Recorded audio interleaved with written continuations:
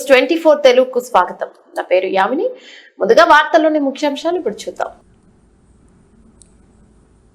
ఇది అధికారుల నిర్లక్ష్యమా లేక పాలకుల వైఫల్యమో తెలియదు కానీ ఎన్టీఆర్ భరోసా పేరుతో ముద్రించిన పింఛన్ బ్రోచర్పై ఆయన ఫోటో లేకపోవడం విచారకరమని ఉండి శాసనసభ్యులు కనుమూరి రఘురామకృష్ణంరాజు అసంతృప్తి వ్యక్తం చేశారు.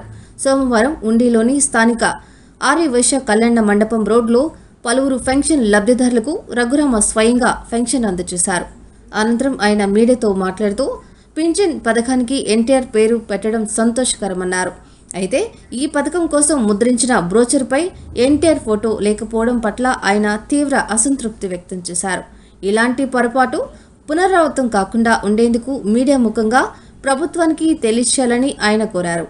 అందరిలాగే నోరు మూసుకొని కూర్చోవడం నా నైజం కాదని, తప్పుని కుండ బద్దలు కొట్టినట్లు చెప్పడమే నా నైజమని రఘురామ స్పష్టం చేశారు.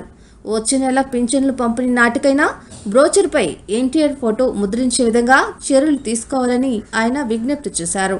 సంక్షేమ కార్యక్రమాలకి భారతదేశంలోనే ఆద్యుడు స్వర్గీయ నందమూరి తారక రామారావు గారు ఆయన పేరు మీద ఈ కార్యక్రమం చేపట్టడం చాలా సంతోషం. ఈ కాగితాలు పంచేటప్పుడు బహుశా అధికారుల అనాలోచిత ఆలోచనల వల్ల కావచ్చు ఎన్టీ రామారావు ఫోటో దాని మీద వేయటం మిస్ అయింది.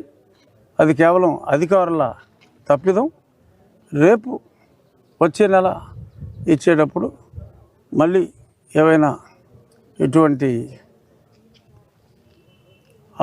బ్రోషర్ ఇచ్చేటప్పుడు తప్పకుండా ఎన్టీ రామారావు గారికి సముచిత స్థానం పేరు పెట్టడమే కాకుండా ఆయన ఫోటోతో సహా ఉంటే ఇంకా ఎక్కువ సంతోషంగా ఉంటుంది.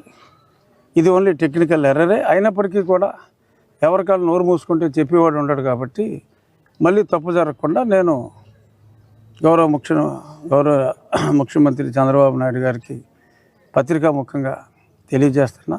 ఆయన కూడా మరి ఒక సాధారణ కార్యకర్తలాగా ఉదయం 6 గంటలకే ఆయన వెళ్ళి ఇవ్వటం అనేది కూడా అందరూ కూడా చాలా గర్వంగా